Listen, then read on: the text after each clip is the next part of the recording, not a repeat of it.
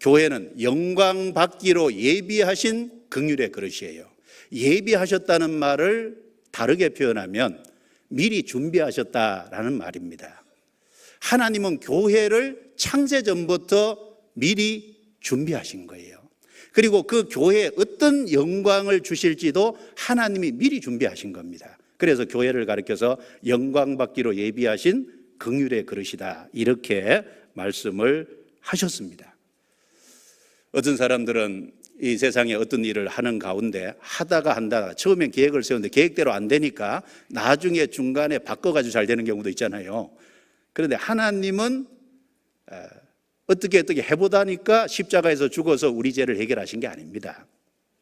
하나님은 창세전부터 인간이 타락할 것도 아셨어요. 창세전부터 인간이 타락했을 때 그 인간을 구원하실 것이 바로 예수 그리스도의 십자가를 통해서 구원하실 계획도 세우셨습니다. 바로 그 구원하신 복음을 완성하시고, 그리고 그 완성된 복음을 성령이 오셔서 전하게 할 것도 미리 준비하신 거예요. 그리고 이제 그 구원받은 무리를 하나님의 아들로 삼고, 그리고 교회로 삼을 것도 하나님이 미리 준비하신 겁니다. 그 교회에다 어떤 영광을 주실 것도 하나님이 미리 준비해 놓으신 겁니다. 그 계획 속에서 우리는 구원을 받았어요. 미리 다 준비하신 겁니다. 한번 찾아보죠. 고린도전서 2장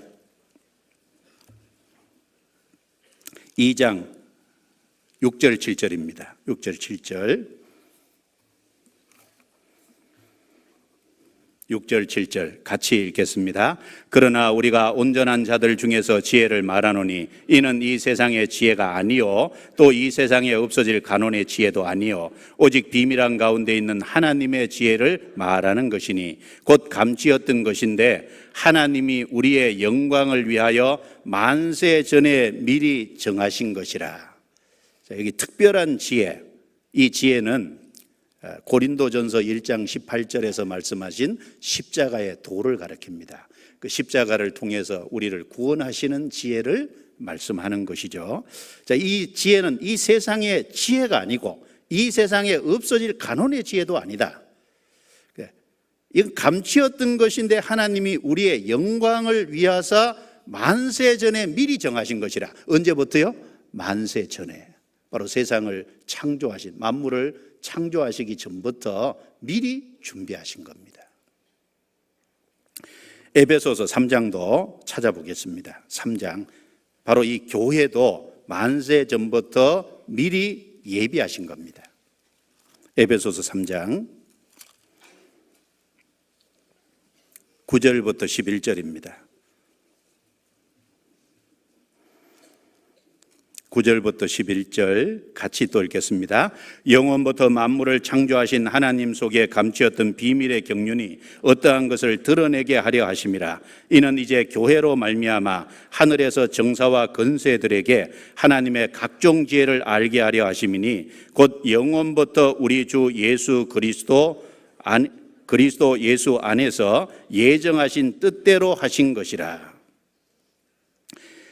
여기 영원부터라는 말씀을 두 번이나 강조하셨죠. 9절도 영원부터, 그 다음에 11절도 영원부터 우리 주 그리스도 예수 안에서 예정하신 뜻대로 하신 것이라. 영원부터 미리 준비하셨다는 겁니다. 그래서 이 교회로 말미암아 하늘에서 정사와 건세들에게 하나님의 각종 지혜를 알게 하려 하심이니 바로 그 교회를 영원부터 하나님이 미리 준비하셨다는 겁니다. 그리고 그 교회에 주어질 영광도 영원 전부터 하나님이 미리 준비하신 거예요. 그 에베소서 내용이 교회를 말하는 겁니다. 그래서 에베소서 1장은 하나님이 창세 전부터 교회를 택했다, 교회를 예정했다. 그 개인을 두고 한 말이 아닙니다. 교회를 예정하고 그 교회에 주어질 영광도 미리 하나님이 정하신 거예요. 미리 준비하신 겁니다. 에베소서 1장, 그래서 보세요. 1장 3절부터 5절을 제가 또 읽어보죠.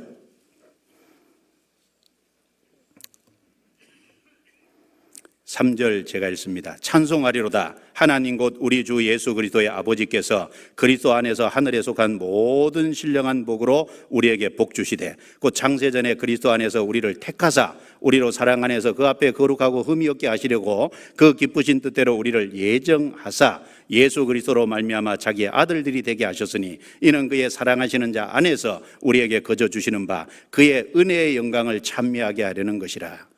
3절부터 기록을 했는데 6절까지 문장이 안 끊어지고 있어요. 보셨어요? 문장이 굉장히 길죠? 여기 찬송하리로다. 바울이 정말 이 글을 쓰면서요, 말로만 찬송하리로다 이 말한 게 아니고 정말 마음 중심에서 감동이 돼서 정말 마음속에서 찬양이 우러나온 겁니다. 찬양이 우러나와서 붓을 들고 문장을 끊지 못하고 쫙 나가잖아요. 찬송하리로다. 뭘 찬송하냐? 창세전에 그리스도 안에서 우리를 택했다. 창세전에 그 기쁘신 뜻대로 우리를 예정하셨다. 세상을 창조하기 전부터 택하고 예정했다. 여기 개인을 두고 한 말이 아니라고 했죠. 우리를 그랬잖아요. 바로 긍휼에 그르신 교회를 하나님이 예정하신 거. 아까 3장에도 보면 바로 교회라 그랬습니다. 영원부터 그 교회를 예정하신 거예요. 그리고 그 교회에 주실 하늘에 속한 모든 신령한 복으로 우리에게 복 주시되 하늘에 속한 모든 신령한 복이라는 엄청난 영광도 주시기로 하나님이 창세전에 예정하신 겁니다. 이미 미리 준비되어 있습니다. 그래서 하나님 준비하신 거라는 거예요. 그래서 그 영광의 부요함을 알게 하고자 하셨을지라도 무슨 말하리요? 이제 하나님이 긍휼에 그르신 교회를 불러서 그 교회에 그 하나님이 교회에 주신 영광이 얼마나 크고 부요한지를 알게 하시기를 원하신다 그 말입니다. 우리는 그 교회 안에 있으면서 그 교회에 주어진 영광이 얼마나 큰 것인지를 알아가야 돼요. 고린도전서 2장 9절에 보면 기록된 바 하나님이 자기를 사랑하신 자들을 위하여 예비하신 모든 것은 눈으로 보지 못하고 귀로도 듣지 못하고 사람의 마음으로도 생각지 못하였다 함과 같으니라.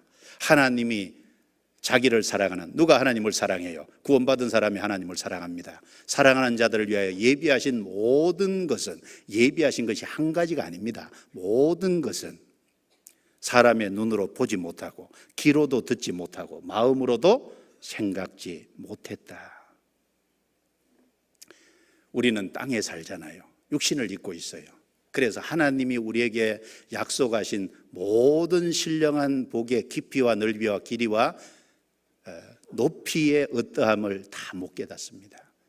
성령을 주셔서 우리가 이 땅에 살면서 순종하는 만큼, 하나님의 말씀을 깨달아가는 만큼 부분적으로 알아갈 뿐이에요. 그런데 우리가 육신을 탁 벗어버리고 어느 날 주님을 대해서 얼굴과 얼굴을 대해서 볼 때요, 그 영광이 얼마나 큰지를, 그 영광의 부양이 얼마나 크다는 걸 알고 우리가 정말 놀랄 겁니다. 우리가 상상할 수 없을 거예요. 한번 생각을 해보십시오. 자, 하나님의 독생자가 그 영광의 보좌를 버리고요, 이 땅에 인간의 모습으로 오시고 그것도 십자가에까지 낮아져서 죽어서 우리 죄를 다 해결하시고 우리를 구원하셨어요. 도대체 얼마나 귀한 것을 주시려고 그런 행동을 하셨을까요? 우린 다 이해 못합니다. 그것이 너무너무 영광스러운 것이 아니면 그렇게 하실 리가 없어요. 그렇지 않습니까? 우리에게 얼마나 좋은 것을 주시라고, 얼마나 영광스럽고 부요함을 주시려고 그런 일을 하셨냐고 말입니다. 그걸 생각을 많이 해봐야 됩니다. 그걸 많이 생각을 해볼수록요, 내가 육신을 따라 살아갈 수가 없을 거예요.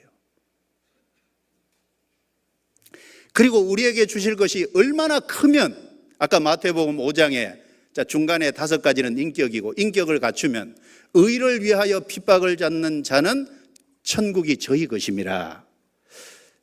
나를 인하여 너희를 욕하고 핍박하고 거스려 너희에게 악한 말을 할 때에는 너희가 기뻐하고 즐거워하라. 하늘에서 너희 상이 큼이라. 얼마나 영광스럽고 부요한 것을 주시려고 그리스도인에게 그런 고난을 받게 할까요? 역사 속에서 그리스도인이 얼마나 많은 고난을 받았습니까? 때로는 사자밥이 되기도 하고 화형을 당하기도 하고, 구원받은 사람이 하나님의 아들 아닙니까? 그 아들에게 그런 엄청난 고난을 줬다면 얼마나 큰 걸 주시려고 그런 위치까지, 그런 고난까지 주실까요? 우린 상상할 수 없습니다. 하나님이 이스라엘 민족을 애굽에서 불러내시고 홍해를 통과하게 하고 광야를 가는 동안에 40년 동안 하늘에서 매일매일 하늘 양식인 만나를 내렸습니다. 안식일만 빼고 계속해서 주셨어요. 그리고 마실 물이 없을 때 반석에서 물을 쳐서 주셨어요. 그리고 하나님의 불기둥 구름기둥으로 하나님이 인도하시고 보호하셨습니다. 그리고 그 광야는 정갈과 불뱀이 있는 곳이잖아요. 그 정갈과 불뱀이 있는 것을 통과하게 하시면서 하나님이 보호하셨잖아요. 그 이스라엘 백성들의 광야 여정 속에 하나님이 주신 것은 하나님이 우리에게 주실 풍성한 것의 하나의 그림자라고 할 수 있습니다. 교회는 머리 대신 그리스도의 몸입니다. 머리 대신 그리스도의 몸, 아주 중요한 이치입니다. 그 교회 안에 하나님은 말씀으로 풍성하게 하시고, 자, 우리에게 뭘 주셨습니까? 66권의 성경을 우리에게 주셨잖아요. 바로 이 교회 안에 있으면서 이 교회를 통해서 하나님이 말씀을 깨닫게 하시잖아요. 요한계시록 7교회에 보면 2장 3장에 성령이 교회들에게 하시는 말씀을 들을지어다. 교회를 통해서, 이 교회 안에서 우리는 하나님의 말씀을 같이 배워갑니다. 66권의 성경을 하나님이 우리에게 깨달아 가게 하고 계신 거예요. 이 말씀의 풍성함을 주십니다. 은혜의 풍성함을 주시죠. 그리고 하나님의 생명의 풍성함을 주시고, 사랑도 풍성하게 주시고, 지혜와 지식도 풍성하게 하시고, 하나님의 능력으로 풍성하시게 하시고, 우리에게 풍성하게 하십니다. 그리고 우리가 주님 앞에 섰을 때는 훨씬 더 영광스럽고 풍요합니다. 그래서 구원받은 사람을 아무것도 없는 자 같으나 모든 것을 가진 자라고 했습니다. 그게 그냥 한 말이 아닙니다. 정말 사실이기 때문에 한 말인 거예요. 지금은 초라하고 아무것도 없는 거지만 모든 것을 가진 자입니다. 여러분, 페르시아 왕 에스더서에 보면은 127도를 다스리는 왕이잖아요. 그럼 부요한 자입니다.